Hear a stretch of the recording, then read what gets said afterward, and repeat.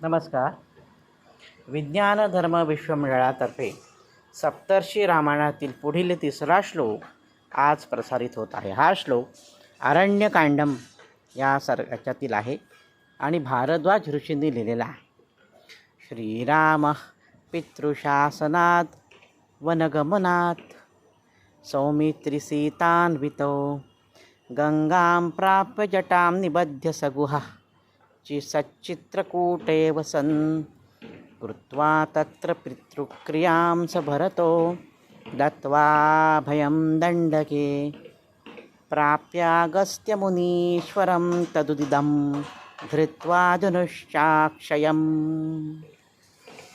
आता आपण श्लोकाचा अर्थ पाहू. श्रीरामः पितृशासनात वनगम म्हणजे काय?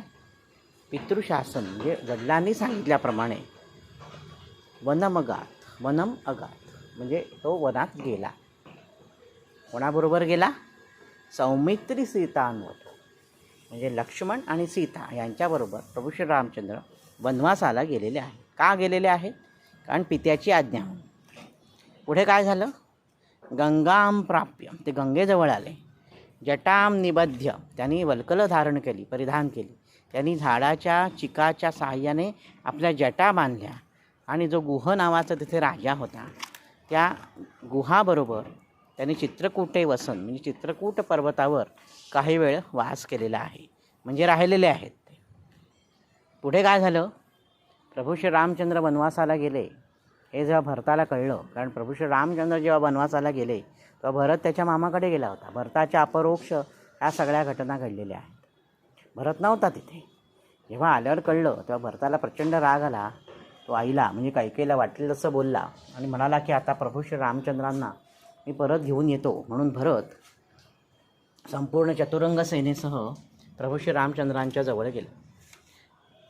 जेव्हा प्रभू श्री रामचंद्र आणि भरत यांची भेट झाली, भरत भेट आपल्याला माहिती आहे, त्यावेळी भरताने सर्व बातमी दिली की प्रभू तुम्ही गेल्यानंतर आपले वडील निवर्तले. हे ऐकून प्रभू श्री रामचंद्रांना अतिशय वाईट वाटलं आणि मग कृत्वा तत्र पितृक्रियां त्यांनी सर्व आपल्या वडिलांचं पितृक्रिया सर्व केली. त्यांनी श्राद्ध वगैरे सर्व केलं आणि भरतो म्हणजे भरतासहित दत्त्वा अभयम दंडके दंडकारण्यामध्ये अभय मिळालेलं आहे. पुढे काय झालं?